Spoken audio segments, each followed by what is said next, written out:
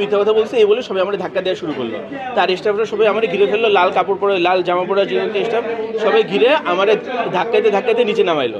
আমি star কাবাবে literally প্রতিদিন, আমার বাসা বনানী 7 নম্বর রোডে, আমি স্টার কাবাবের সন্ধ্যাবেলা কাবাব সেকশনে সব বয়রা আমাকে চিনে, মানে আমি স্টার কাবাবের একদম প্রতিদিনের কাস্টমার। কিন্তু বাট আজকের এই কাহিনী দেখে আমার নিজের অনেক খারাপ লেগেছে আর কি। মানে যারা এভাবে সার্ভ করার কথা তারা উল্টা মারতেছে মানুষদেরকে, কাস্টমারদের।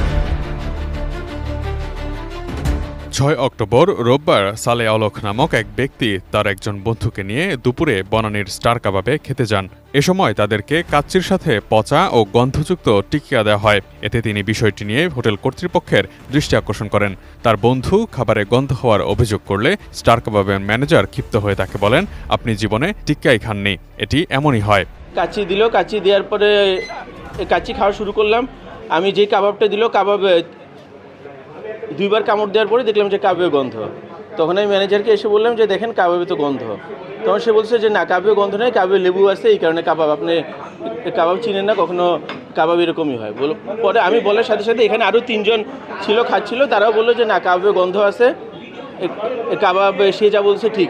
এই কোনার টেবিলে ছিল, এখানে ছিল, ওর 3 জন সাথে সাথে বললো যে কাবাবে গন্ধ আছে। অনেকেই অন্যান্যরা চিৎকার দিয়ে উঠেছে, হ্যাঁ ভাই কাবাবে গন্ধ, কাবাবে গন্ধ। তো উনি তখন বললো ম্যানেজারকে যে মানে আপনি দরকার হলে আপনি টেস্ট করে দেখেন, আপনার বিশ্বাস না হলে। তো ম্যানেজার তখন হয়তো বা কিছু উল্টাপাল্টা বলেছে, না আমার টেস্ট করার দরকার নাই বা এই ধরনের কিছু। না, ম্যানেজার কোনোভাবে কোঅপারেট করেনি। তো এরপর উনারও একটু মেজাজ গরম হয়ে গেছিল। উনি তখন উঠে এসে ম্যানেজারের ডেস্কে এসে মানে জোর করে মানে কাবাবটা দেখানোর জন্য করছিল। ডিজাইন, এলিগেন্স, বিউটি, সেরা পণ্য সবার জন্য জেভিকো। তো তখন ম্যানেজার অনেক বেশি ওভার রিঅ্যাক্ট করে। এক পর্যায়ে অলক বিষয়টি নিয়ে প্রতিবাদ করলে আশপাশের আরও 3 জন গ্রাহকও একই অভিযোগ করেন। এতে ক্ষিপ্ত হয়ে কলিং বেল চেপে সব স্টাফকে জড়ো করেন ম্যানেজার। এ সময় তারা সালে অলককে স্টার কাবাবের 14 থেকে 15 জন মিলে বেধড়ক মারধর করে। এতে মাথা ফেটে রক্তাক্ত হয়ে যায় তার। বেলটা একদম টানা বাজায়, তখন সব বয়রা স্টাফরা জড়ো হয়ে উনাকে দেখলাম মারতে ওই দিক দিয়ে নিয়ে যায়। মাথা গরম করে চিল্লাফাল্লা করে বলেছে। তার মানে এই না যে আমি স্বাভাবিক, আমি টাকা দিয়ে খারাপ খাবার পাবো, আমি তো চিল্লাফাল্লা করবোই, কিন্তু তার মানে এই না যে সবাই মিলে মারবে। অলক আরও বলেন, ম্যানেজারের ডাকে হোটেল কর্মচারীরা জড়ো হয়ে আমাদের মারধর করেন। এ সময় তারা অন্য গ্রাহকদেরও মারধরে অংশগ্রহণের জন্য উস্কানি দিতে থাকেন। তাদের মারধরে অলকের ডান হাত ও ডান পা ভেঙে যায়। কপাল ও মাথায় গুরুতর আঘাতপ্রাপ্ত হন তিনি। পরে খবর পেয়ে পুলিশ ঘটনাস্থলে যায়।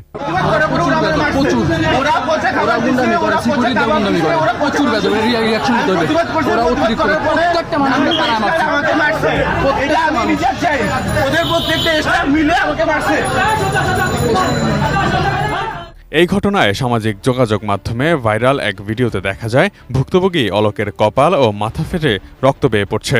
এ সময় তিনি গণমাধ্যম কর্মী ও উপস্থিত লোকজনকে তার উপর অতর্কিত হামলার বিষয়ে বলতে থাকেন। তবে এই হামলার বিষয়ে স্টার কাবাবের কর্তৃপক্ষের সঙ্গে যোগাযোগ করা হলে ব্যস্ততার অজুহাতে কেউ গণমাধ্যমের সঙ্গে কথা বলতে রাজি হননি।